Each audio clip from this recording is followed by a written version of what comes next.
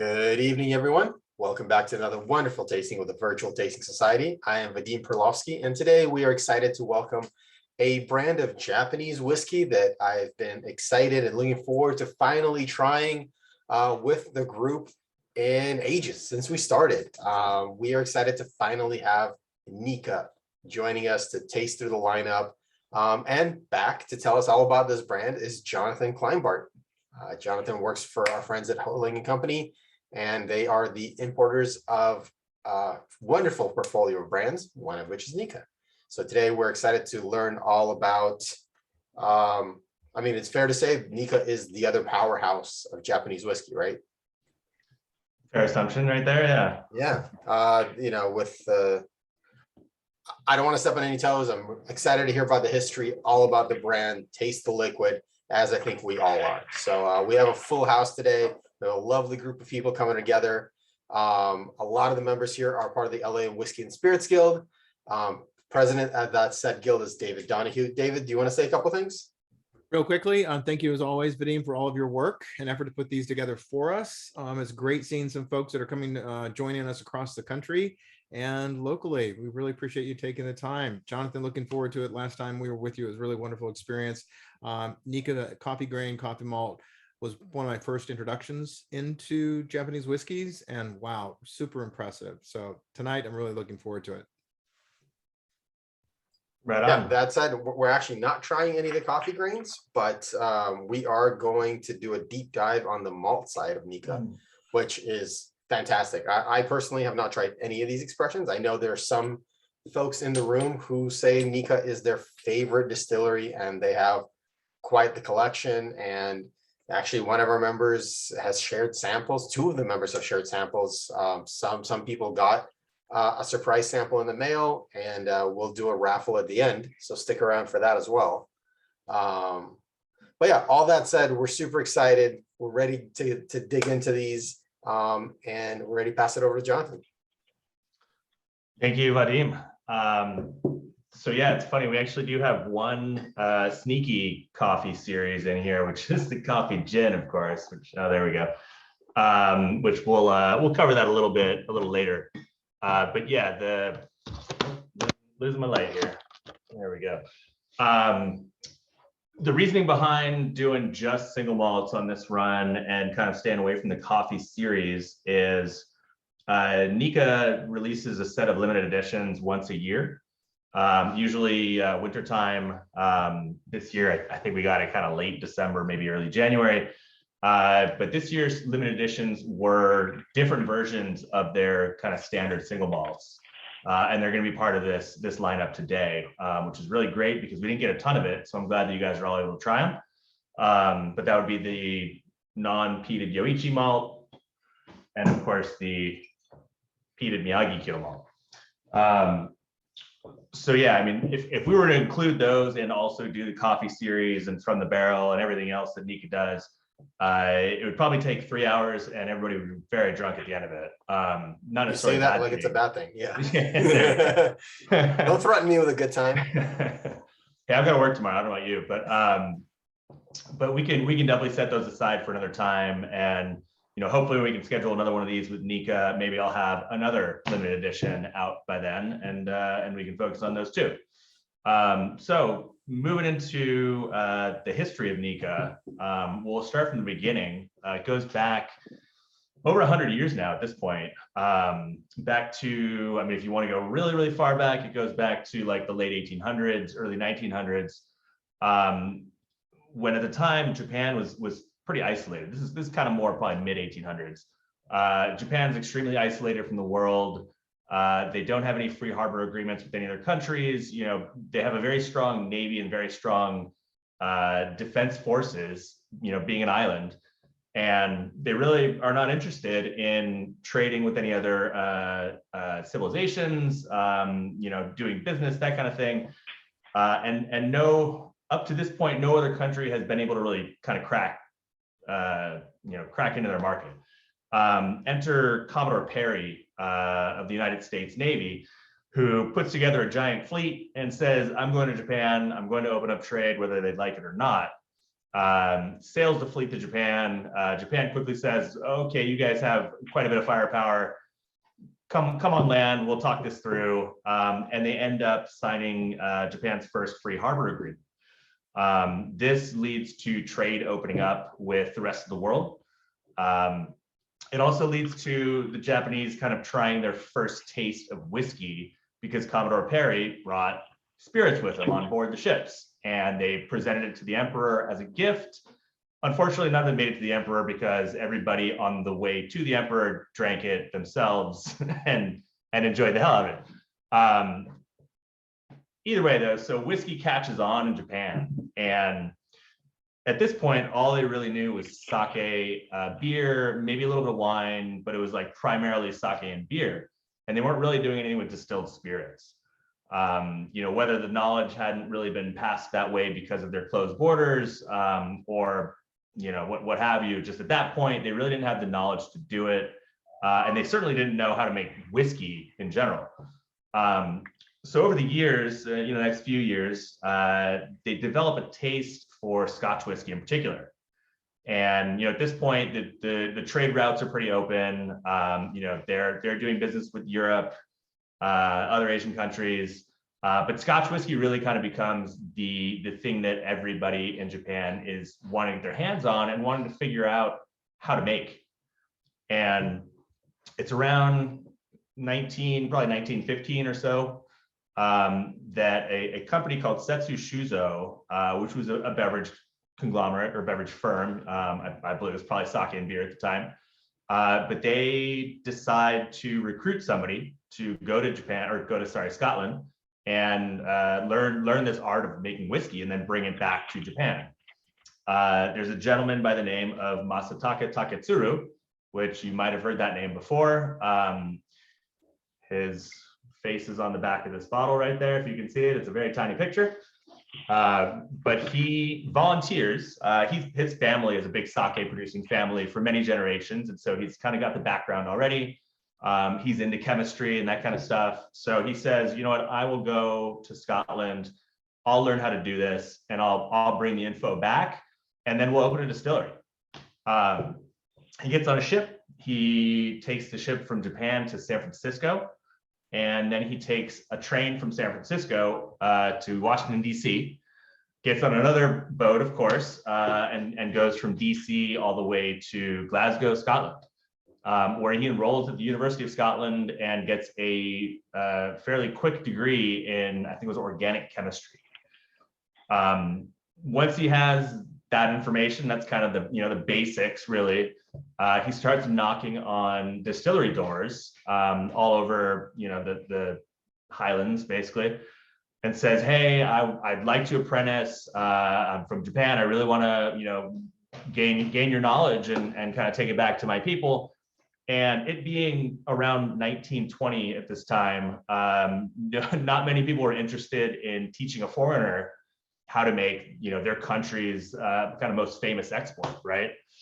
So he gets turned down by many, many distilleries, and then he finally finds the Longmorn distillery, who says, "We'll let you in for 2 weeks, and we'll show you how to do everything. You can take whatever notes you want to take, and then we'll actually set you up with a couple more distilleries too." So very, very cool of them to do that. He ends up apprenticing at Hazelburn too, I believe, and then there was another one which escapes me, but it's no longer in existence.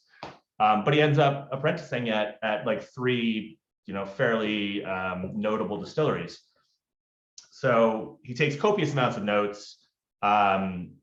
You can actually view the notes in his notebook if you go to the Yoichi distillery, which we'll talk about in a second, because they took his original home, which was about 15 miles outside of Yoichi. And when he passed away and they wanted to preserve the history and really kind of make sure that anybody could visit the distillery and see where he grew up, they moved the home onto the distillery grounds where it is today. And if you visit the distillery, you can actually walk through his home and see kind of how he lived and how his rooms were set up and his notes and this famous notebook that has very detailed instructions on how to make Scotch whiskey, really. So he ends up apprenticing at distilleries that have pot stills, of course, but he also ends up learning how to run a coffee still, which at the time was a very kind of novel thing. This was, of course, predating the continuous still, which really came from the coffee still. And if you guys are not really aware of kind of what the coffee still is, it was invented by Aeneas Coffey, who was an Irishman in the late 1700s, as a more efficient way to distill whiskey over the pot still. So pot still, you got to do one batch at a time. You have to clean it out every time. It's very labor intensive. With a column still, you just dump your mash in the top and it kind of makes its way down and gets stronger and stronger as it goes down. And you can continuously do it over and over again without cleaning it out until you want to maybe change your mash bill. But that, of course, became the continuous still. So Masataka has experience working on both of these stills, which is why you will, to this day, find 2 coffee stills at the Miyagi-Kyo distillery in Japan. So he's learned how to make the whiskey. In the same time, he meets a lovely Scottish woman named Rita, and they get married. Of course, against the wishes of Rita's parents and Masataka's parents, because it was kind of unheard of at the time. But they do it anyway. Rita ends up coming back to Japan with Masataka, I want to say right around 1921, 22. He basically comes back to Japan hoping that he's going to open this brand new distillery with the people at Setsu Shuzo. Unfortunately, there's a war on and there's no money to open the distillery. So he's out of luck. But he has all these notes and he has all the procedures in place and all the knowledge. So he ends up teaming up with the gentleman who would go on to found Suntory Company, which I'm sure we're all familiar with. And they end up building what became the Yamazaki distillery. Unfortunately, because of production issues and because of not a huge demand for whiskey at that time, again, there's a war on, he ends up getting sidelined at a brewery for 10 years. So he has a 10-year contract with this company and he can't break the contract. He can't go open his own distillery because there's like a non-compete agreement going on. So basically they just stick him in a brewery for 10 years and say, hey, you're going to run this brewery until your contract's up and then you can go do whatever you want. So early 1930s, the contract expires. He says, all right, I'm out. I'm going to go build a distillery. I'm going to find investors. But first I got to figure out where I'm going to open the distillery and build it. And so his thought is, well, why don't I find the kind of the terroir and the climate that is closest to Scotland, where I learned how to make this whiskey. And so he starts searching through Japan and ends up at Yoichi. Yoichi is on the northernmost island of Japan called Hokkaido. It's about 2 hours outside of Sapporo. It's a little village. It was even smaller back then. But he finds a pristine water source, a very nice river kind of running right through town. It's fairly close to the ocean, so you get that kind of maritime influence that he experienced when he was in Scotland as well. And the climate is cold and rainy much of the time, even snowy actually in the winters. And not a ton of temperature fluctuation. Yeah, it gets a little warm in the summer, but I guess Scotland kind of does too sometimes. So he decides to open the Yoichi distillery there and basically breaks ground, gets to work on it, finds some investors. In 1934, they open the distillery for the first time. So, of course, as you guys know, you got to age whiskey before you can sell it. So he has all this whiskey produced in barrels, just waiting to sell. And he's got to make money to stay alive and to make sure his investors, get something back while they're waiting. As it turns out, there's a lot of apple trees and orchards on Hokkaido. Strangely enough, they were brought there from Europe many years ago and kind of took seed and flourished, basically. So he says, well, we could take these apples and we can make apple juice. We can sell that. We can ferment it. We can make apple wine. We can sell that too. And eventually we can also make apple brandy. But for now, we'll sell the juice and we'll sell the wine. And hopefully that'll give us enough income that we can keep operating until the whiskey's ready to go. And this is where the name Nikka comes from, because back then it was called Dai Nippon Kaju, which means the Great Japanese Juice Company. Eventually that was shortened Nippon Kaju to Nikka. And that's what you see on the bottles today, of course. At this point, I think we should probably pause and taste some whiskey, right? So we have 6 samples in front of us that we're very excited to taste, but I have no idea what order we're going to taste them in. No worries. So I usually start with the Miyagi-Kyo, Okay. which kind of, if you think about it, doesn't make sense because we haven't talked about that distillery yet. But as far as kind of tasting in an order that makes sense, from light to heavy, this would be the starting point. So I will ask you all to start with the Miyagi-Kyo, and once we taste it, I will give you the info on the distillery, and I'll tell you why we started with it. So the non-peated one, because I feel like I have 2 bottles that say that.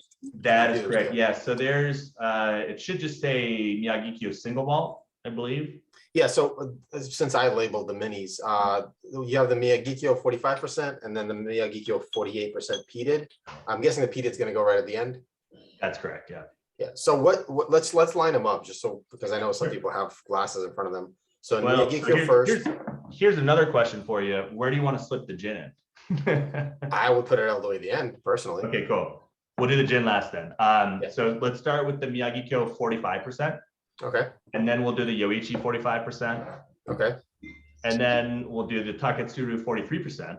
Okay. And then the non-peated Yoichi, was that 48? No, 47. Right? Yeah, 47. And then finally the peated Miyagi-Kyo at 48%. Okay. If I had 10 guesses, I would not have guessed this order. Awesome. Did That's somebody fair. drop that order in the? Did somebody drop that? I'm order in the about to. chat? Yep. Working on it. Okay, thank you. Nice. Almost forgot there's a chat here. There we go. I always try to, and usually Jane beats me to it. So cool. Awesome. Thank you. Yeah, let's go ahead. So we're trying the Miyagi-Kyo right now. So the And Miyagi-Kyo you have to pronounce it for me again so that I learn how to say it. Yeah, I feel like the official Japanese way, I believe, is Miyagi-Kyo.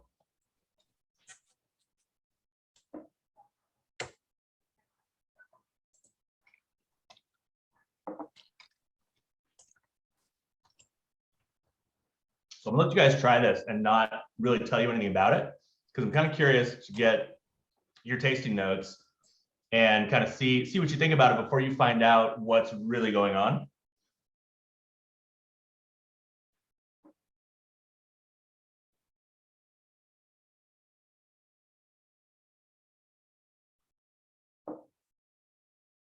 Orchard fruit, I see. Yeah, that's spot on, definitely.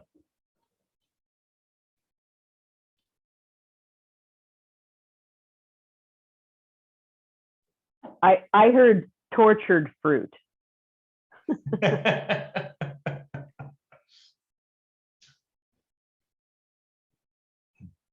like that bruised pear that I left out too long.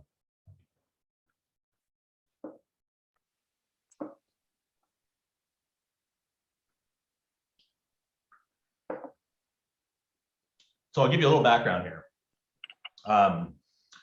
Without going into too much detail about the distillate, because we'll talk about that next. So the Miyagi-Kyo malt tends to be a little softer than the Yoichi malt, and there's several reasons behind that, but the flavor profile they go for this particular single malt is heavily sherried with a little bit of peat. So both the single malts we're going to taste right now have sherried whiskey and peated whiskey, but in different ratios, of course. And they're also from different distilleries. So there is a major difference there, which I'll get into in a second. But the flavor profile overall that you'll get from the Miyagi-Kyo malt is going to be sherry forward. And that's kind of going to run the show. What's everybody think?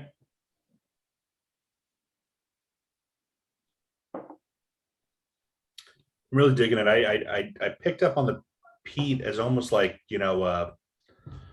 finishing salt on something where it just adds a little balance note. I wouldn't consider this necessarily peated, but I definitely but I like it with all the orchard fruit that's come through. It's really it's a nice combination of kind of being a easy drinker. I could do it all the time, but you do sort of want to sit and reflect on it, which not all whiskeys can do that. So I sort of enjoy that I'm getting from it.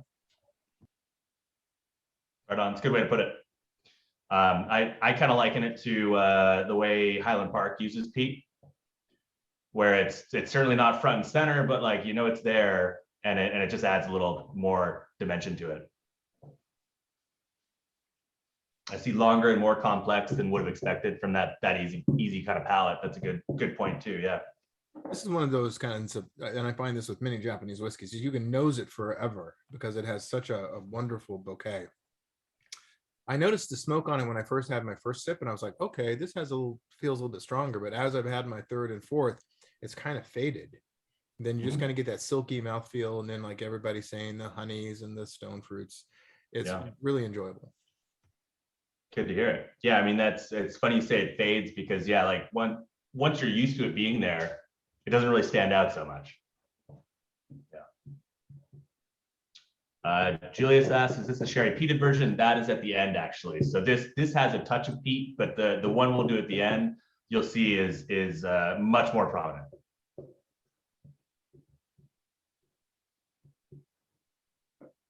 All right. Well, at this point, I would say it probably makes sense to, if you have a second glass, to pour a little bit of the second malt, the Yoichi 45%, because it's really fun to try them side by side. And I will take this opportunity to tell you why they are so different. So the Yoichi distillery, you know, as I mentioned, opened in 1934. Their first whiskey went out probably about 4 years after that, and it was a big hit. They started doing a lot of business and producing a lot of whiskey over the next like 20 years or so, even 30 years. And they got big enough that Masataka decided he wanted to open a second distillery. And he decided that instead of opening it in kind of the same area or in a similar climate, he would go ahead and try and find a site that was different and that would produce a different whiskey. Where he could really kind of play around with the terroir and really kind of see what that does to the whiskey. And so he, after searching, I believe with his son, they found a site right outside of Sendai, which is in central Japan. It's about a maybe 2.5, 3 hour train ride from Tokyo. And Sendai would be the nearest town to the valley of Miyagi.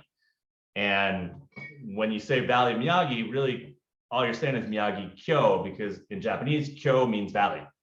And of course, in Scotland, you have Glen, which means valley. So Glenfiddich, Glenfarclas, etc. So as an homage to the kind of Scotch history of this brand, even, he said, I'm going to call this Miyagi Kyo. So he built a more state-of-the-art facility at Miyagi Kyo, because of course it's in the middle of 1960s now, and there's new technology available. So where the stills at Yoichi, again, were built in the 1930s, they are coal-fired. And to this day, they are still coal-fired. One of the few remaining distilleries in existence. I believe there's maybe a handful in Scotland that are grandfathered in. But outside of those, I couldn't name another one that is still direct fired with a big old coal pit right under the still. When I had the pleasure of visiting the distilleries a few years back, I mean, you literally see they'll have, I think it's 6 stills lined up, and they're not all running at the same time, but they'll have 2 or 3 of them running, and there's like 2 or 3 workers standing right outside the big fireplace, basically, and every 5 to 10 minutes they like shovel some coal in, move it around a little bit, and then go right back to standing. It's a great job if you can get it, I think, but the basically not opposite of this, but in Miyagi-Kyo, he decided to do it a very different way, where the pot stills are steam fired.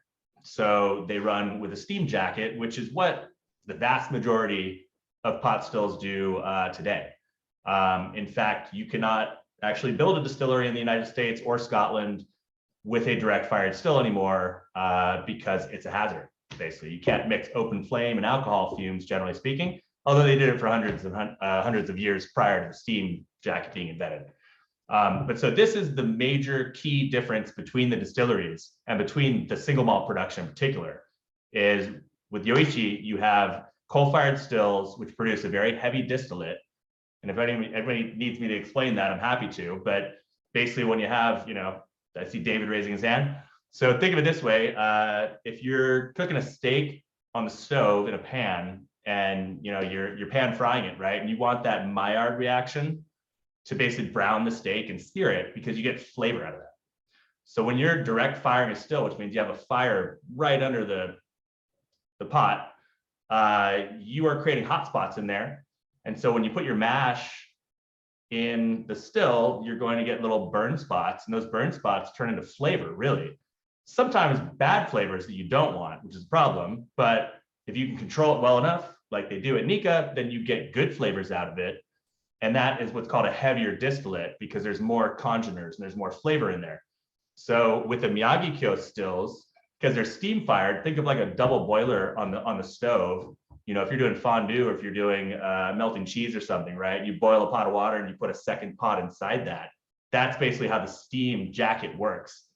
And so you can dial in the temperature to whatever you want it, and you can hold it there for as long as you need it. You can get very precise with the steam jacket fired still. But that means you're also not getting those little charred pieces of malt and kind of burn spots and hot spots. So you're ending up with a distillate with arguably less flavor.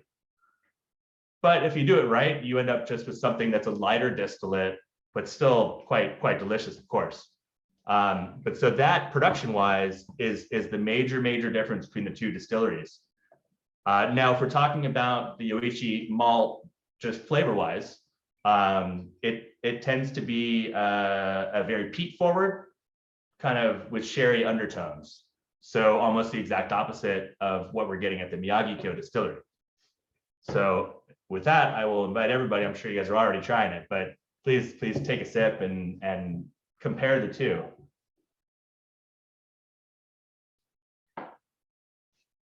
And the malt and yeast and everything is the same between the two distilleries. It's just the location and the stills of how they're fired, right? That's correct. Yeah. So Nikka, I think they do play around with yeast a little bit, but I think it's mostly with some of their experimental releases, like these kind of core ones. I'm pretty sure they use the same yeast strain. The malted barley is definitely the same, whether it's peated or unpeated. It all comes from Scotland. They do not grow any of their own barley in Japan. I know there's some kind of like upstart newer Japanese distilleries that are messing around with Japanese grown barley, which is awesome. But there's just not enough capacity yet for the production that Nikka or Suntory has. So it's all imported. This one I've been kind of captivated by how, again, after you take a few sips, how it kind of opens up, changes a little bit, but it has a very interesting, just after the mid palate, where it kind of coats my mouth and then it just kind of lingers for this very long time. I think maybe Anna and Jane were saying it's kind of oily, but I get it as this kind of just envelops, like all my taste buds and just hits them on a very unusual place, but really enjoyable, where I'm like, oh, this is a lot of fun. The first part of it, first couple sips were like, eh. But now it's like, oh, wow, what you got going on there? I think that's the best description I've heard today, actually. Oh, what you got going on there? The oily mouthfeel is spot on, really, and that's another kind of byproduct of the coal-fired still. Is you're going to have more of those fusel oils that are produced in the distillate. You're going to have more temperature fluctuations too, which help produce those as well. And those, stay all the way through, even when they cut it down to proof and throw it in a barrel. Those oils are still there. And of course, these are non-chill filtered, so we're keeping all that stuff in there too.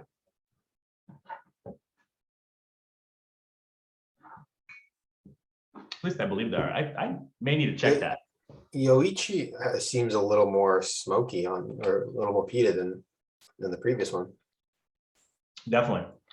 So Yoichi malt, Nikka occasionally puts out a heavily peated version. It doesn't make it to the US, unfortunately, really. But even their like heavily peated is, I don't know, 15 parts per million on the phenol chart. when you have something like Lafroig that's like 40 plus, right? So it's there, but it's not going to hit you over the head like an Isla does. But yeah, it's definitely higher than the Miyagi Kyo for sure. I was recently talking to my wife and we were talking about parts per million. And she asked a question that I'd never thought of before. I said, yeah, this is X amount of parts per million. She said, per million what? So what is parts per million? I know this is not a Japanese whiskey question, but yeah. Well, so it's a measurement of, so parts per million would be if you take a bottle of Lafroig, let's just say, right, and you like put it through like a spectrometer, and you figure out what the chemical makeup is and all that stuff, like you'll get a readout of all the different chemicals that are in there, and it's a phenol. I think it's a definitely a chemistry term that I'm not fully familiar with, but basically the phenol is that smoky flavor.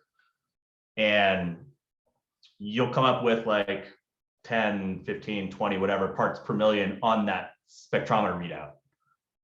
So that's among all the other stuff in there, which most of it's water, right? Generally like 50 to 60% of it's going to be water. And then you're going to have alcohol. Then you're going to have all like a list of basically all these chemical components. And so it's among that list. 11 parts per million components?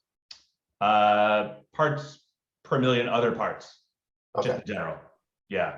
It's more like a ratio, not a defined like unit of measurement. So whether it's a bottle per million gallons, it's a ratio.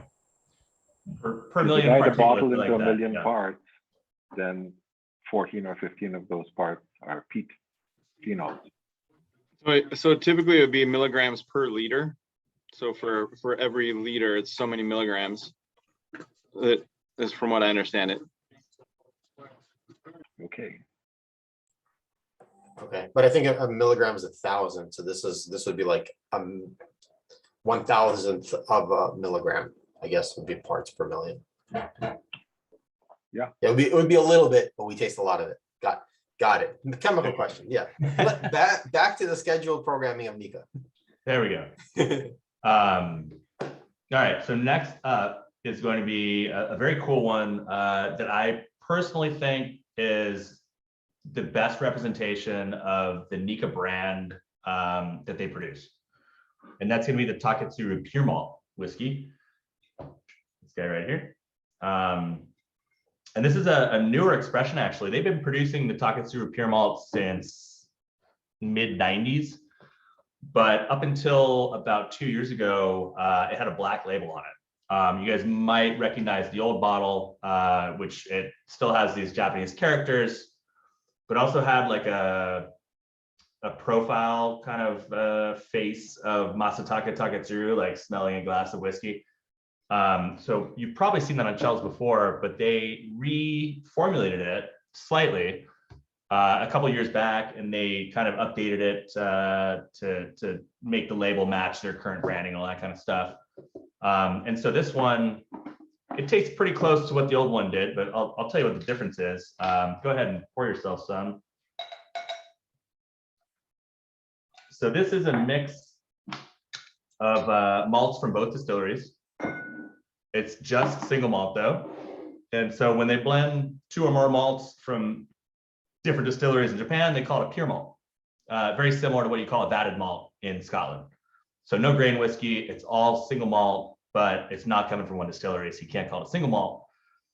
I don't know the ratio at all. I mean, they're blending multiple barrels at a time, so the ratio probably technically changes with each batch, but the goal is to keep the flavor profile consistent.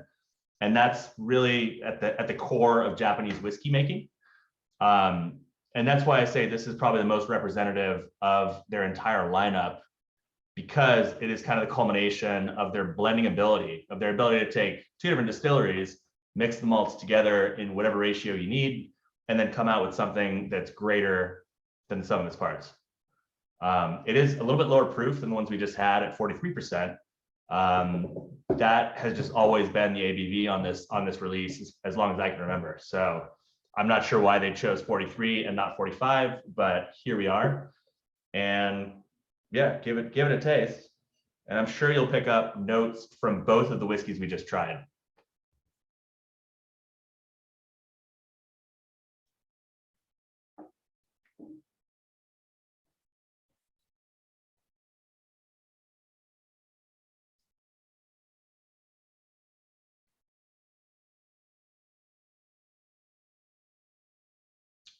With Taketsuru, I think Taketsuru is the more entry one of the three you were trying now, right?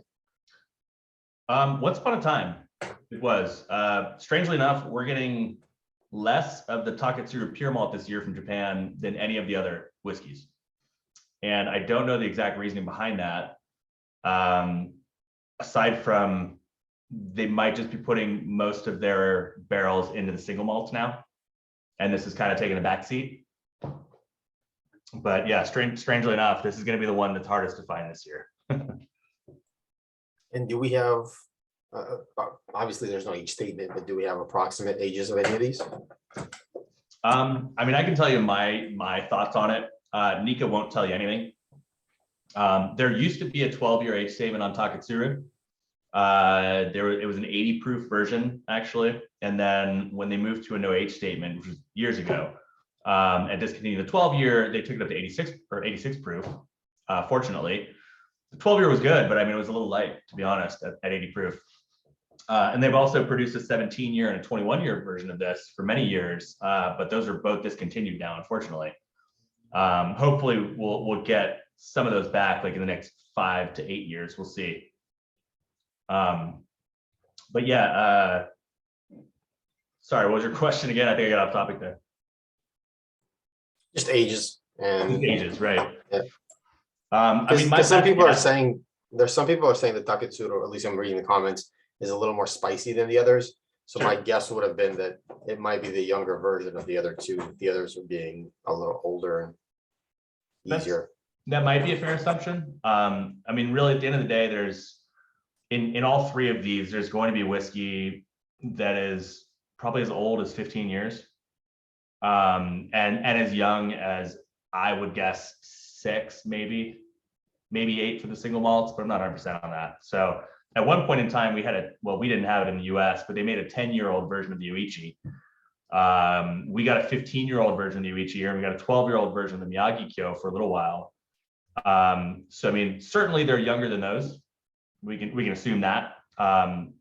They are relaunching a 10-year version of the Yoichi next year, which I'm excited to try. It's not going to be the same as the old one, but you know, if that's a 10-year, then you can probably assume that the youngest malts in these are less than 10 years, right? So I would wager maybe an average age of 8 if I had to take a guess.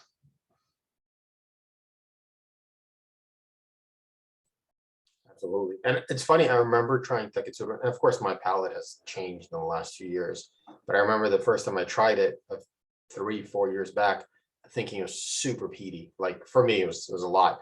And now I'm drinking and I'm like, oh, this is super light and enjoyable. Maybe the profile has changed of the bottling, but most likely I'm less averse to peat as I used to be. Oh, But yeah. either way, this is quite enjoyable. So yeah, the change they made from the black label to this one, I was told they dialed back the amount of peated Yoichi malt, but they dialed up the amount of sherried Yoichi malt. So the changes were all on the Yoichi side, basically. And I'll tell you, like tasting them side by side, because I've still got a bottle around of the black label, I get more chocolate on this one. Like a significant amount more of kind of chocolate flavors. Oh, there we go. Julius has a black label right there. There we go.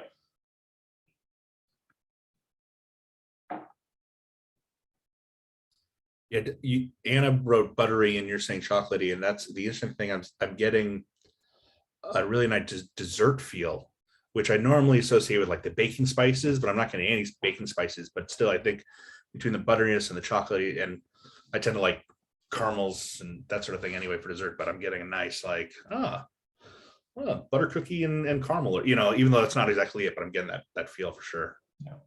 It's real drinkable. What do you guys think about this compared to the single malts?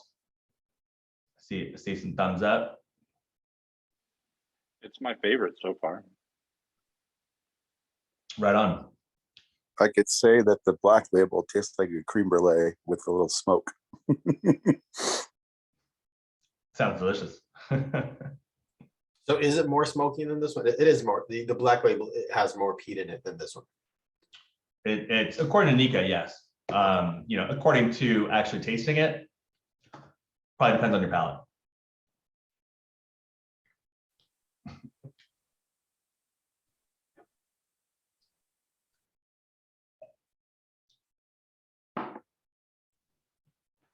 I gotta say that the Miyagikyo, I think was love at first sight.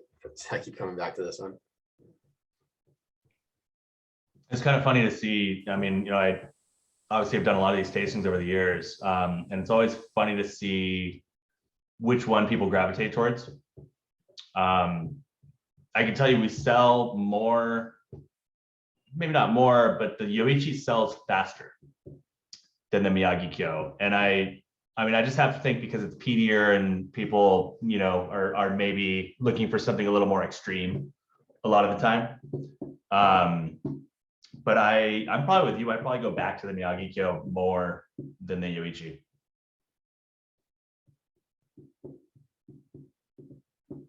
I can understand because in my mind, the Miyagi-Ko, I didn't say that right. Anyway, there's I don't know, there's such a softness to it, and there's nothing that slaps you in the face at all. And I could see where if you just want to sit and have a quiet moment to yourself, this would be the whiskey you'd go for. So, and then the Yoichi, I think is more, I don't know, it's more lively. And yeah, that's not one of those Vesper moments like this one is. So. Right on. I like that comparison. I just saw Eric holding up a bottle from the barrel just to show off to everybody, apparently. I'm surprised that didn't make the cut. Next round, we'll do that. I gotta save something for the next time for sure. This guy didn't make the cut either.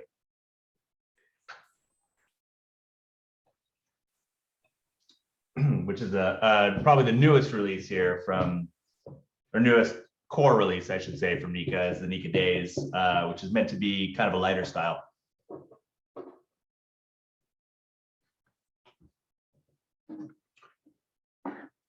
All right, how are we doing on time and tempo here? We can move on to the next two, or we can hang out for a second. We have no time limit set for this, so we can do whatever you feel comfortable doing. We can move on to the next if you're ready, but if you want to tell us more, we can get as far down the rabbit hole as you want to.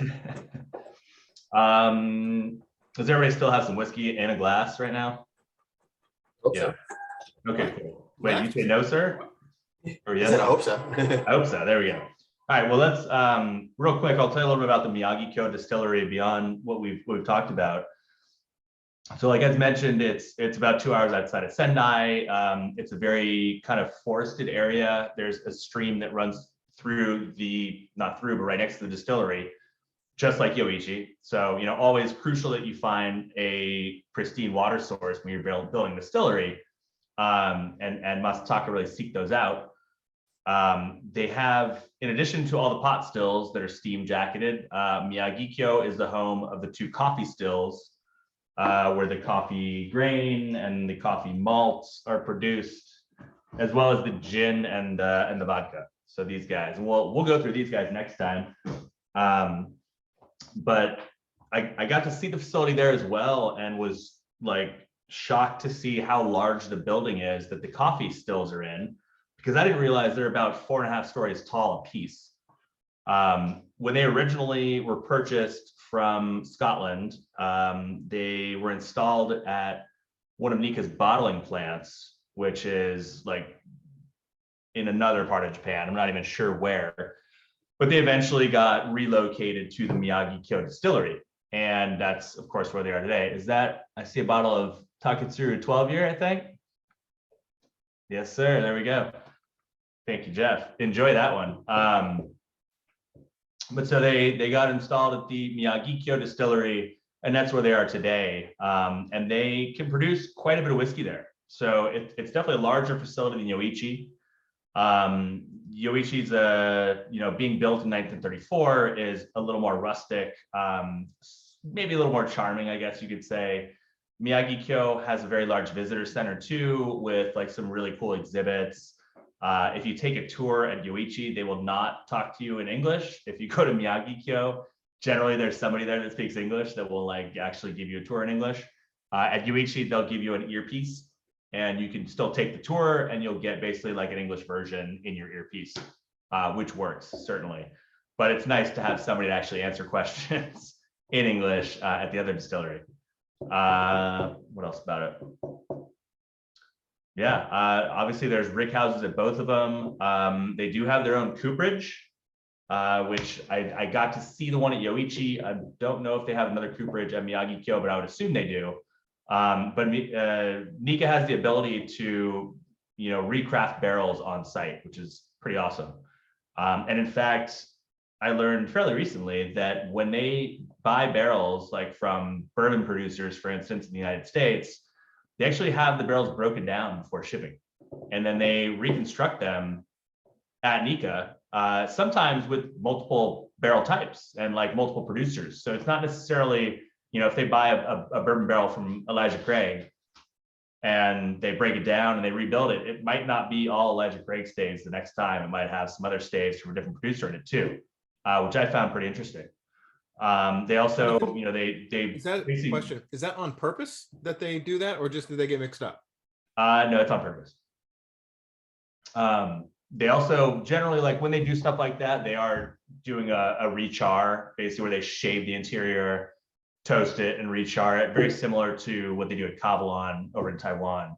But just the fact that they're kind of able to, I don't know, get to that finite level of thoughtfulness, I guess is maybe the word I'm looking for, is pretty cool, I think.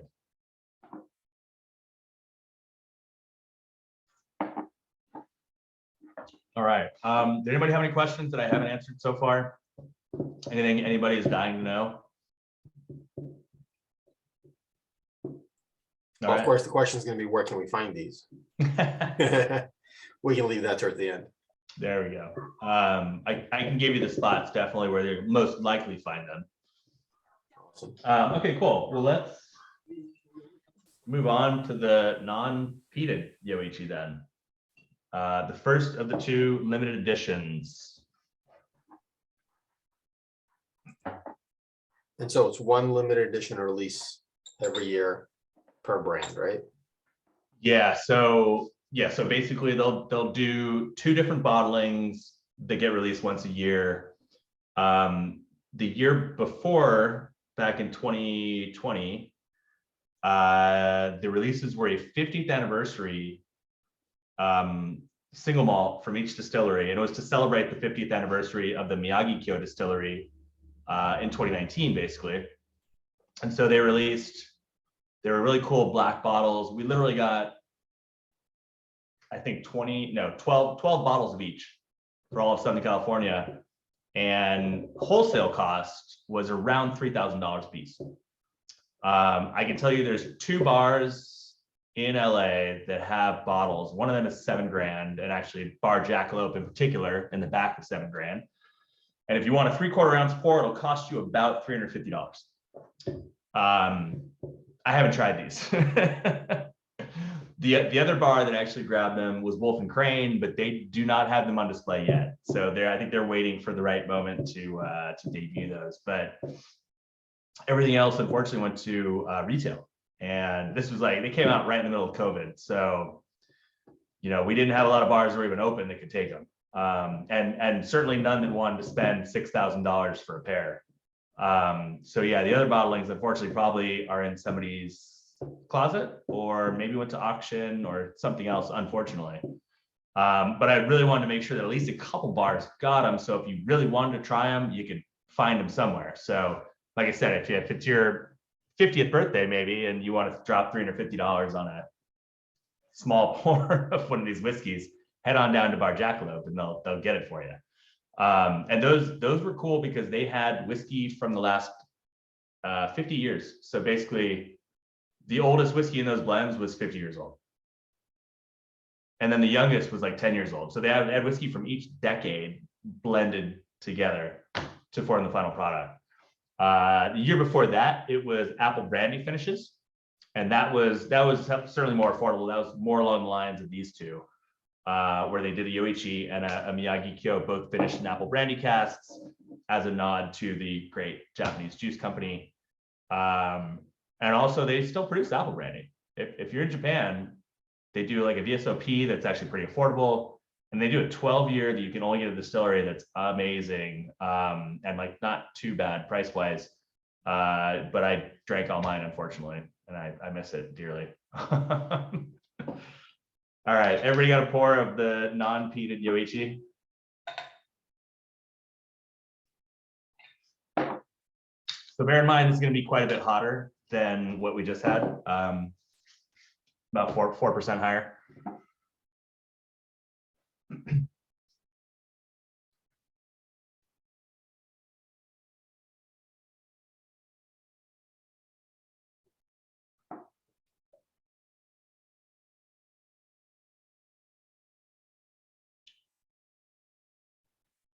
Julius asked, would this be comparable to the barrel proof bottle? No. So even the Nikka from the barrel is not technically barrel proof. That release is proofed down to 51.4% every time. And we can talk about that in a second, certainly, but I haven't seen like a true, okay, well, that's not true. I've seen a true cask strength whiskey from Nikka in Japan, again at the distillery, but they don't really release them very often, if ever. Everything's generally proofed down to like at least 50%, generally speaking, except for from the barrel, of course. But I see Chichibu does cask strength. Yeah, they certainly do.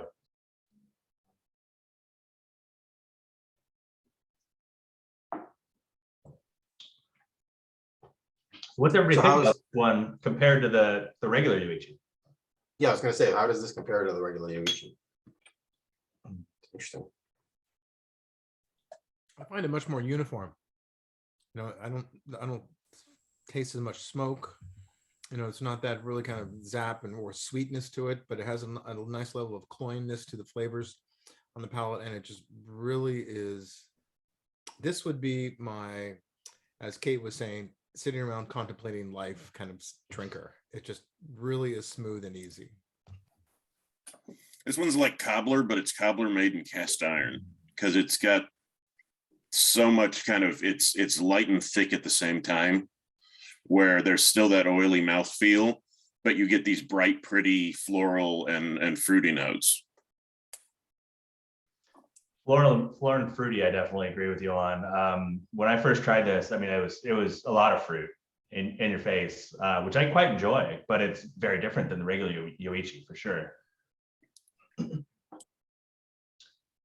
It's weird. I get a little bit of smoke, even on the nose. And of course, it's nothing compared to the regular Yoichi or even the Taketsuru, because it is non-peated barley. But just due to the fact that it's a coal-fired still, you get like a little seepage, you know, from that coal fire, and then you also get those kind of burn spots that we talked about earlier that do lend themselves to a tiny bit of smokiness in the malt, which I find pretty cool that you can get that without any peat, really.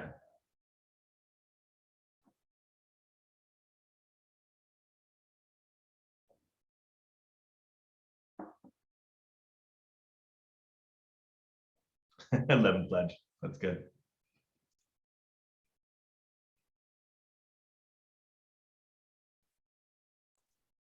I appreciate you saying that, because it's funny that my first sip of it, I wanted to say that it's almost smoky, and then I looked at the labeling and I'm like, it says non-peated. I don't want to be that guy. And then yeah, you're right. It's got that actual fire gives it a little, just a hint. I know we've had that before, where like intense barrel char will present itself as like smokiness. Absolutely, yeah.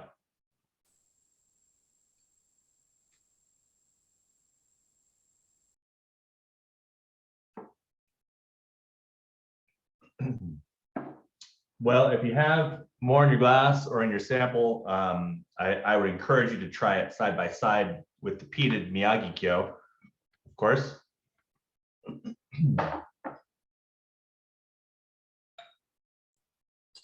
And Thanks, the Jordan. Wait, are you saying we should try this non-peated that we just tried next to the peated one we're going to try? absolutely. Oh, interesting. Why do you suggest we try these two side by side as opposed to the first Gikyo? Like versus the original one. Yeah. I encourage you to do both of those things actually. It's just a nice contrast either way.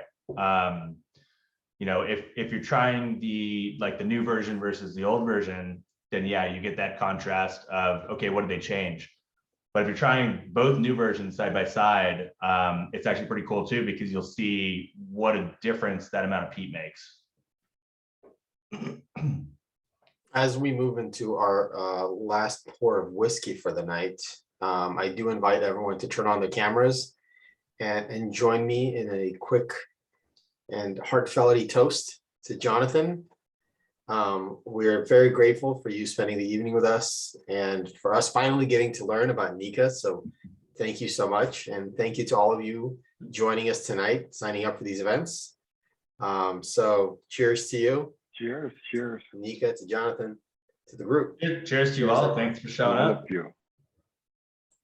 Good show. Got it. Thank you.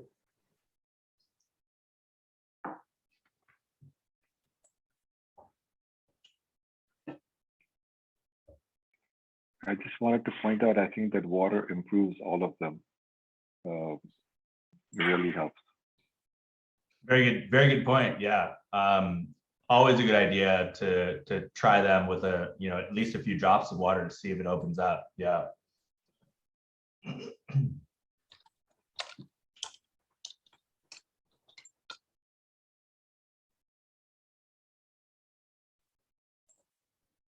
Everybody had a little sip of that heated Miyagi Kyo yet?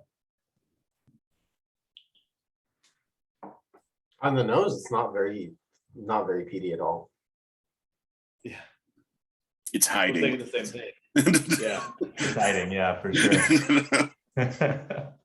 To me, though, the peatiness is pretty perfect and balanced. This is like cold weather, sit in front of a fire, hang out, talk to friends for a couple hours with this, and in all the best ways of that, I gotta say.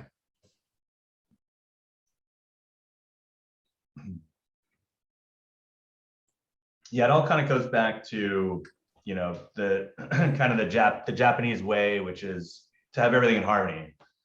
Whether it's blending or whether it's the smoke versus the sherry, you generally won't find anything that's like too extreme in one direction or the other, unless that's the intention, right? But like if it's just a whiskey that's to be enjoyed, you're not going to have an Octomore from Nikka probably anytime soon. Yeah, this one reminds me of some of Signatory's cask strength bottlings of Kulila. It's got that, it's just kind of, it's classic. There's none of the medicinal. And there's this little kind of machine shop metal kind of smoke to it. Metal smoke, that's an interesting one. I get what you're saying, definitely. I think it comes from like growing up in my grandfather's, like he was owned a gas station and worked and so that smell is just kind of ingrained to me, and it just reminds me of, it's hot metal. Yeah, I definitely took metal shop back in like high school, so I know what you're talking about. It's hard to forget.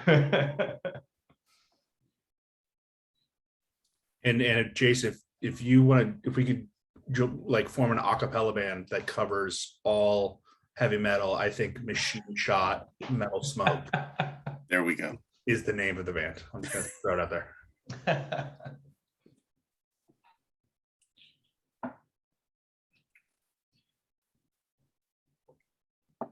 I'm curious, are you guys all familiar with some of the Centauri malts, Yamazaki, Hakushu, etc.?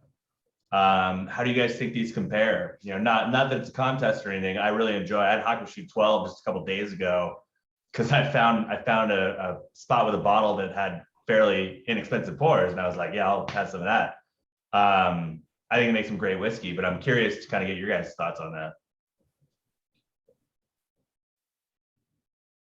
I think the same reason that Taketsuru had to leave is the reason they're different today. It's that he wanted to make oily, rich, thick, flavorful, whiskeys.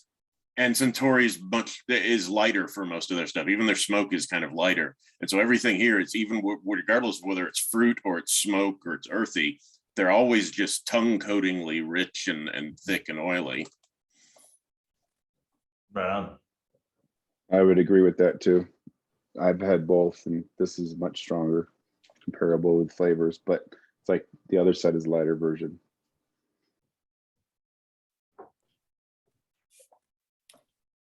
I think they're both fantastic and definitely worthy of having both on the shelf. And it's nice to have the comparison. And really, those are the two powerhouses in Japan, right? That you really think about, Nikka and Centauri. But certainly What were are the two powerhouses. What were the age statements on these guys compared to Yamazaki and the other ones where it's better 12 years? For the Nikka stuff? Yeah. Well, so the remaining, I mean, they've discontinued now, but you can sometimes find a bottle of the Taketsuru 12-year or 17-year. But they stopped producing those about 3 years ago. Centauri is still somehow being able to put out age statement whiskey. The only guess I have is just that they managed to stockpile enough. They're a larger operation than Nikka. I mean, don't let the two top producers fool you. Like Centauri is much larger than Nikka today. And they're of course, linked up with Beam, of course, now too. So I would assume they have just more stocks of older whiskeys that they've been sitting on for a while. And so they're still able to push out some 12-year and some 18-year product. But from the buyers that I know in the industry, that stuff's getting harder and harder to get a hold of. And Centauri is asking for more and more of the rest of their portfolio, like Toki, to even get like a bottle of Yamazaki 18-year, for instance.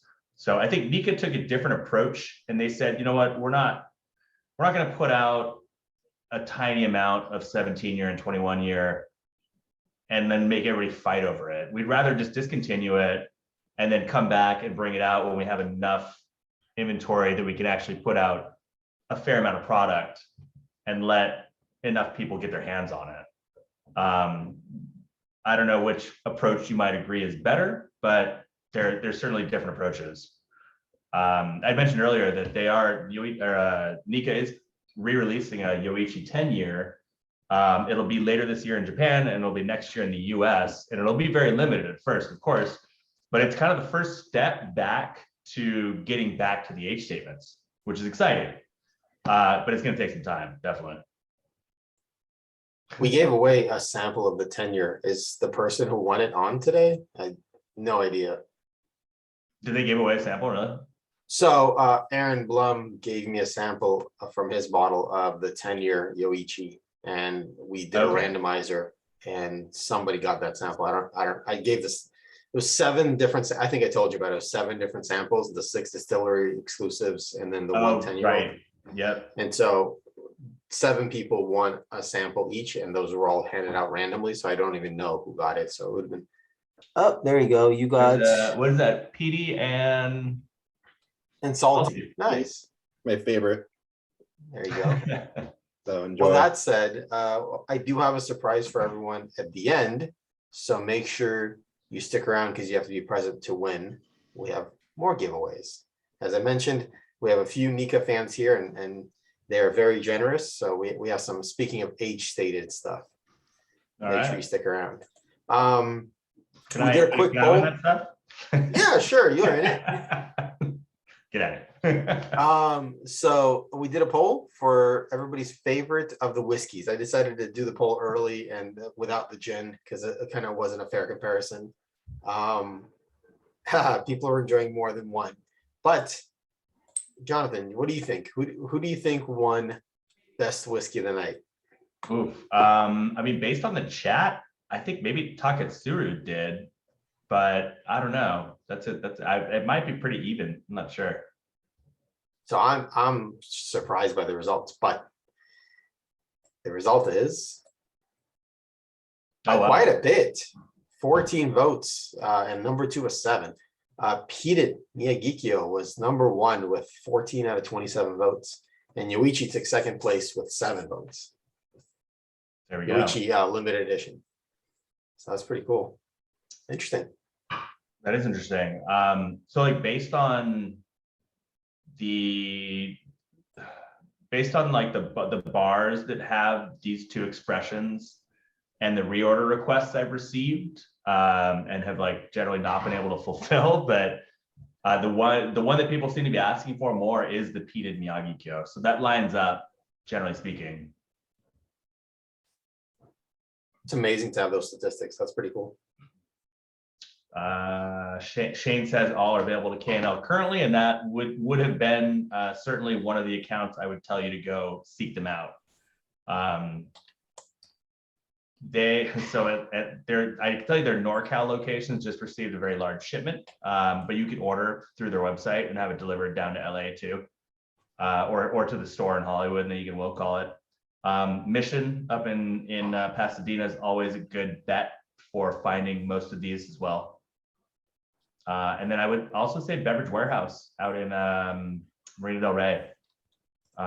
They're a big supporter of Nikka, in addition, if you happen to be on the west side. I know that this is a hard bottle to get if you're not traveling, but can you, I don't know if you have any time, Vadim, or anything, but I have the Golden Gold Nikka, that samurai. What's the story on that? Like, I read a little bit, but I don't know if you give a detail to that. I know not a lot of people have it, but I do. Sure. So I also have a bottle of that unopened with the samurai that I picked up at the one of the Tokyo airports on my way back when I was out there a few years back. And I was like one of the last bottles on the shelf. And nowadays, I don't even know if you could find it at the airport. But originally, it was an airport retail item for a long time. And as far as I know, it was pretty much only sold at the Tokyo airport, one of the 2 at least. And yeah, nowadays I see people like put them online for $1,000, and really the whiskey inside that is not top shelf by any means. Like it's like a lower end Nikka blend basically, but the package is really cool. Definitely. Yeah, no, good thing I got it retail. Retail, totally worth it. Absolutely. Crazy secondary markup, I wouldn't recommend it.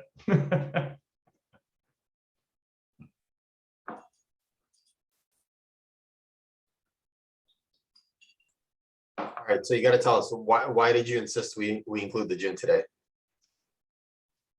Because I think it's awesome.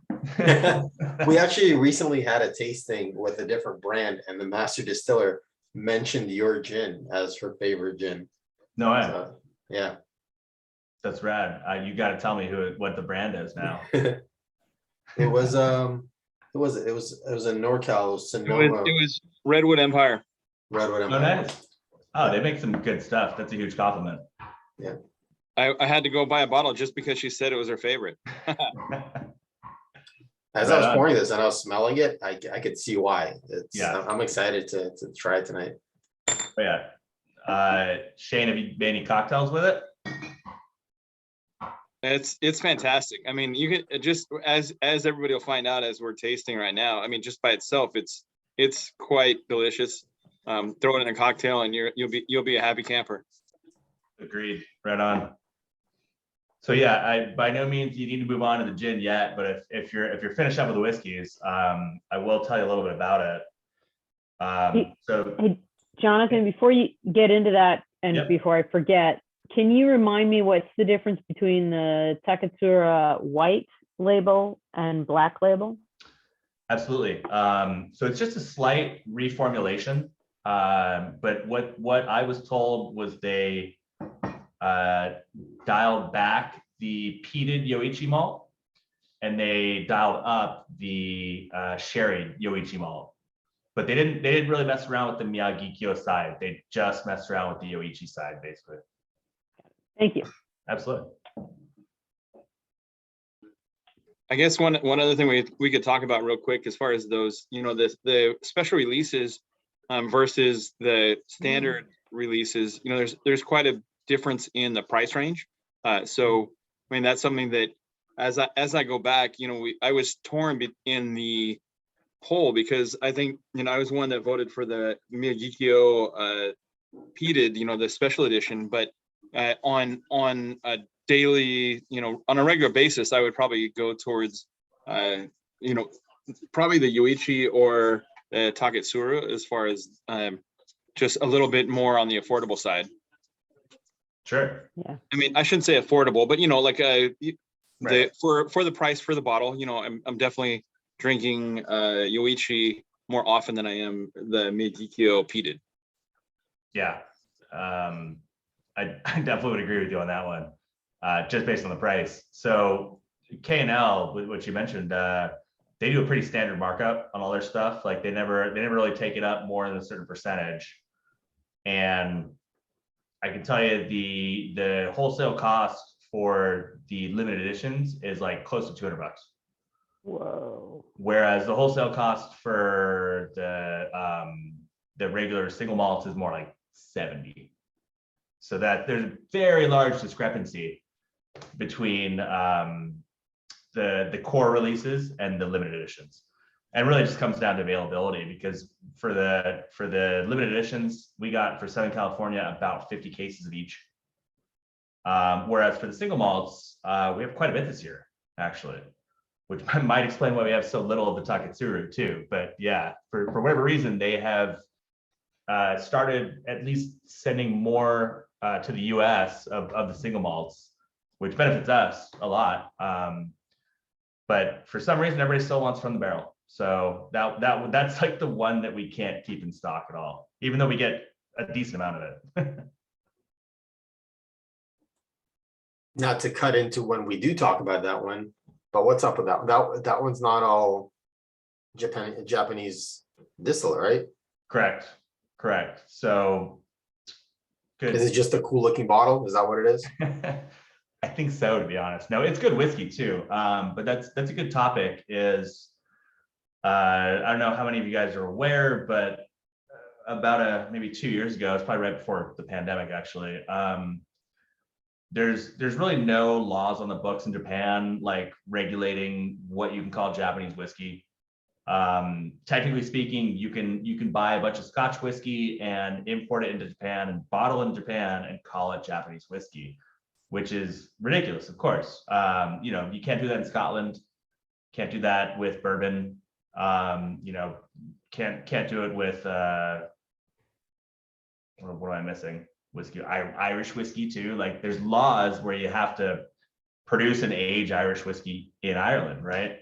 There's no laws like that in Japan, and it's led to a lot of unscrupulous behavior, not on the part of Nikka and Suntory or Chichibu and some of the major players, but there's other smaller kind of fledgling companies, especially those that maybe just built a distillery in the last couple of years and are waiting for their whiskey to age, and they're saying, well, we're just going to buy some Scotch that kind of fits our flavor profile, and then we'll either maybe age it a little bit in Japan, or maybe we won't even do that, and we'll just bottle in Japan, send it out as Japanese whiskey. So the bigger producers got together a few years ago, and they said, let's create a Japanese whiskey guideline and like certification organization, basically.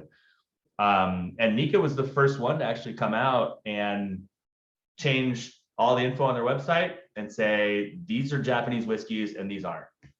And the ones that were not were from the barrel, which is not a big surprise. It was kind of an industry-wide secret that they were blending Scotch whiskey into that because they also own the Ben Nevis distillery in Scotland, so they have access to that whiskey. But honestly, it's not a huge distillery, so like I think they're buying on the open market as well. Another one is Nikka Days right here. So this is a blended whiskey. This has Scotch whiskey in it. The weird one that caught me off guard, coffee malt, strangely enough. And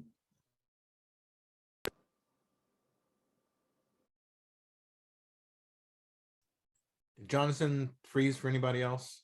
Yeah, I think we lost him for a second. Yeah, I think we lost them. Yeah, He was gonna tell us all the secrets. Yeah, he was divulging too much information. He got cut I was like, off. what, are you going to stop recording or? His feed was mysteriously cut. The mob, His bosses. Watch for just like a warning statement. We lost you for a second. Nikka hacked your feed. we lost you for a minute. it's funny, I didn't notice that everybody stopped moving for a second there. No, only you stopped moving. Well, to me, you guys stopped moving. We're gonna need you to go back like 30 seconds. Okay, where did I leave off? Did you guys? Coffee malt. Coffee, Okay, yeah, cool. coffee malt. That's Coffee not too malt. bad. Yep. That's not too bad. So yeah, coffee malt. It was a weird situation where like the first few runs of coffee malt had Scotch whiskey, and so because that's the case, they still can't call it Japanese whiskey. But it doesn't anymore. Supposedly, I don't know. I actually couldn't get confirmation on that from my Nikka contact. How What about the about red the coffee label? grain? The coffee grain, is that Japanese? Coffee grain is Japanese, yes. Okay, Interesting. that What is kind- my favorite. I love that. Yeah, I love the That's my coffee grain. daily. That's my What's daily. the grain in the coffee grain? The grain is corn, and it's American corn. It's American Mhm. non-GMO corn, but it is distilled in Japan and aged in Japan and bottled in Japan, 100%. Which That distillery? one is like a bourbon and scotch put together for me. I love it. Right.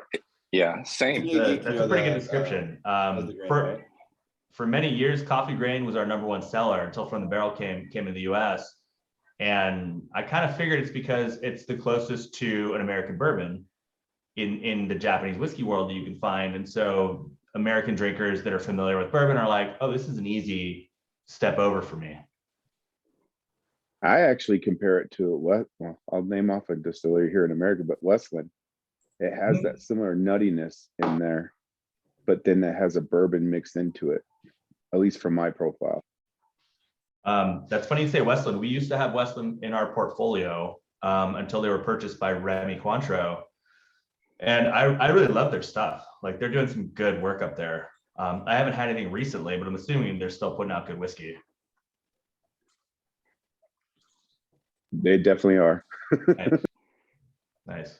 The Garyana series was always pretty interesting. Yeah, they've made some major changes recently, but that's a discussion for another night. Yeah. Pete Week is my favorite. They haven't changed that yet. So thank God. There you go. But yeah, as far as the Japanese whiskey thing goes, like I said, it's kind of an open secret, but at the same time, like don't go out there and waste your money on a brand that you're not 100% sure is made in Japan, unless you really like it. I mean, there's nothing wrong with importing whiskey and blending it with Japanese produced whiskey, or importing Scotch whiskey and blending it on your own in the Japanese tradition and then putting that out there if it's good. But don't be shady about where it comes from. That's the only thing. Make Jonathan, sure you know where it's coming from. You haven't really touched on teaspooning very much. And I understand that there's a few producers that teaspoon that kind of fall underneath that category of Japanese whiskey within the new terminology and criteria. What are your thoughts on that? You talking about Japanese producers teaspooning? Yes. Well, people that have brands with addresses in skyrises in Japan. Gotcha. I mean, I didn't even know that teaspooning, like you don't have to teaspoon, because you can import what the hell you want and buy and bottle it up and call it Japanese whiskey. So it's not even a matter of like, buying from a distillery and they say, well, you got to add a little bit of something so that it's not 100% us, because you don't even need to do that in Japan. If they're doing it, it's really just a matter of, I don't know, respect, I guess. It's like a Wild Wild West in Japan, really. I mean, it's, like the old 1800s, they're making up anything they can. Really. Vadim, do you remember It's that starting to chart get that we better saw? now. Like they're What is the starting to like difference? disclose. They have like not all of the distilleries are on board, I believe, right? But all the, like the main producers are. Yeah. Yeah. The major producers on board, definitely. Yeah. I know this is off topic, but like, is India the same way? Are they still like the Wild West, like Japan, or is, because I know they do great whiskey too, but they do a similar Scotch. That's a good question. I honestly don't know. I think India makes the Wild West look like tame metropolis still. Like you can call things a whiskey in India that aren't close to being whiskey. We'll bring that up Some of next it time is- we have an Indian brand on, for Yeah, sure. some of it is corn based. Well, we still have the gin to taste.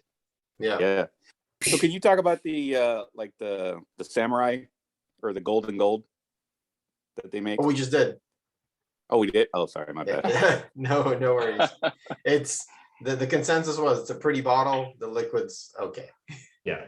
Okay. Yeah. It's a blended whiskey. You can buy the whiskey without that crazy samurai part for like probably $20 in Japan, of course. Oh, of course. So are we go back to- supposed to drink this gin like shaken or stirred? Like, Are you 007 agent? I was gonna say, how do you prefer it, Mr. Bond? So the coffee gin and the coffee vodka, which we don't have tonight because it's vodka, who needs to really taste it, was part of an extension from Nikka. They came out about 4 years ago. And it's not the first gin that Nikka's produced. They've been producing gin and vodka for the Japanese market for many, many years, but not under the Nikka name. It's always been like a contract distilling for sometimes for a grocery store chain, maybe for some other brands. I'm not 100% sure, but like if you walked into a Japanese grocery store and you bought like the house brand of gin, there's a decent chance that was produced by Nikka. So they have experience, and kind of seeing that there was a market for higher end gin and higher end vodka, they decided let's go for it and let's make something we can really be proud of putting our name on. And so this was the culmination of that, and it's a very unique gin. There's 3 distillations that take place. Obviously, at least one of them is on the coffee still, but they also use a vacuum distillation for one of the distillations, and then the other one I think is just traditional pot still. But you're basically doing the gin botanicals in one run, which is like juniper, coriander, lemon peel, etc.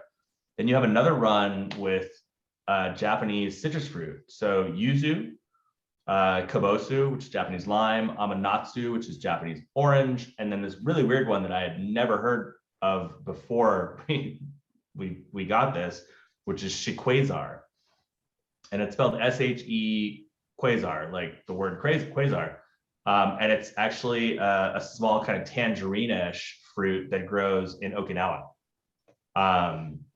And in addition to that, you have a third distillation with sansho pepper, which is very similar to Szechuan peppercorn, and apples as a nod to the old apple grape juice company. The end result, though, is really spectacular and unlike any other gin I've had. You really smell the citrus and the fruit more so than the juniper, which is really why I like it. I'm not a huge fan of juniper. So when a gin is balanced enough to where it's not just vodka steeped with juniper, which a lot of cheap gins are. Absolutely true. Yeah, I love juniper, but this might give David's favorite brand a run for its money. Ooh. So what would you recommend mixing this with? good question.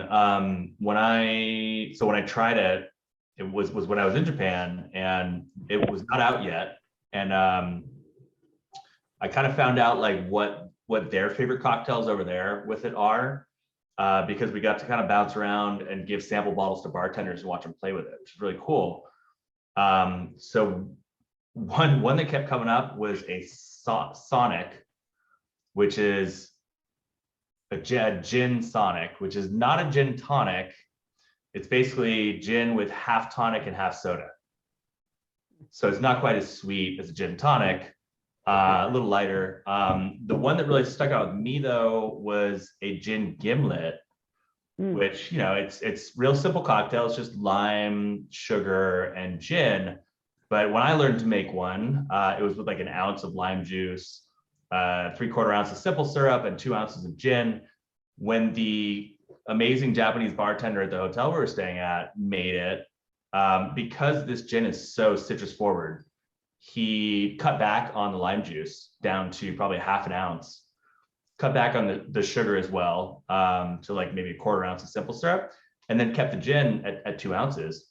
And the end result was something that was just, it was really kind of mind blowing to me, because you still get all the citrus from the gin, but it's not quite as like mouth puckeringly tart as it would be with the full ounce of lime juice in there. And really kind of opened my eyes to like a lighter version of the gimlet, which is pretty cool. I also had a really good Bloody Mary with the coffee vodka that they make, with like fresh pressed tomato juice and all this crazy stuff. The bartenders out there are nuts for sure. But yeah, I mean, any cocktail that's like citrus forward, I would say is a good choice for the Nikka gin. I like Brian's comment. What do I want to mix with this? Just ice. That's it. Yeah. Totally. I mean, it's sippable on its own, which is crazy for a gin. We got a comedian with Vladimir apparently.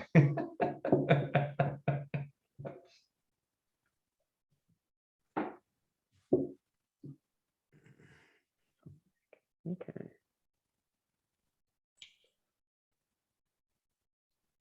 This is really enjoyable. Pretty interesting, especially after tasting all that whiskey.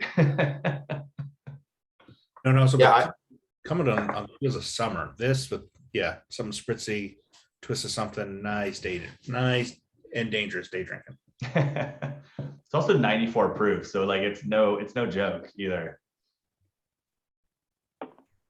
I've never heard of a Sonic, so I'm looking forward to trying that. That sounds genius. I had to take notes. I was like, okay, I got to make a couple of these. Hey, so one thing it might be worth talking about is why it's called coffee. You know, a lot of people are confused with where do they get the term coffee? So the coffee comes from the inventor of the coffee still, Ennius Coffee, who was an Irishman back in the like late 1700s. And that's why it's spelled with a Y, of course, because his name was spelled with a Y as well. Awesome. Yeah, if you look, I don't know if you can see that, but kind of too close. There we go. So like that's, yeah, it's hard to see. There's a coffee still on the back of this label, and it basically just looks like two giant columns, but they're nearly 5 stories tall. Like it's an enormous machine for sure. Yeah, That's what she said. I can't recall seeing on other labels, you know, using the term coffee as far as in reference to the stills. So it's interesting. The only one that, so like William Grant puts out a whiskey, and I can't remember the name of it, but it's Gervin. Have you seen that one? Gervin is the coffee grain. So But yeah, Lohman has a bunch of coffee stills. Yeah, so yeah, Gervon's one of the other like few producers that has coffee stills to this day. Good whiskey too. Well, they just call them continuous stills in some cases. Yeah. Because coffee is confusing. Oh, I agree, but Nikka's really leaning into it.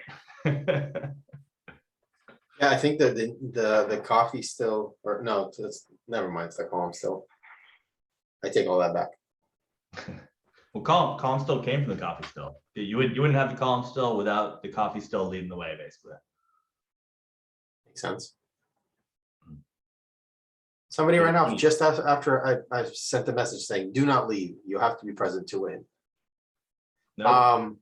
But yeah, so I do want to wrap up the recorded portion so that I can do the giveaway. We can all just hang out. So if there are any other questions for Janothan, shoot them out now. But if there's not, we'll finish up the tasting part and just do the hangout part. If you guys are open to it. I think we should just end with a big thank you to Janothan. Great tasting, very informative. definitely as you go through Nikka and learning stuff, a lot of people are really confused around Japanese whiskeys and not being familiar with them. So I think you did a great job of really bringing a lot of stuff to the table for us. So thank you so much. Right on. Thank you, Shane. Appreciate that. And thanks to everybody for hanging out on a Thursday night. Some of my favorite whiskeys that I have the pleasure of representing here. So I'm really glad you guys got to taste them. Yeah, thank you. And this isn't the first time we're going to have you on, and definitely not the last. We look forward to having more events with you. This has been absolutely fantastic. Thank you, Jonathan. Great. Thank I you. look forward to the next one. Cheers, guys. Cheers. Cheers. Cheers.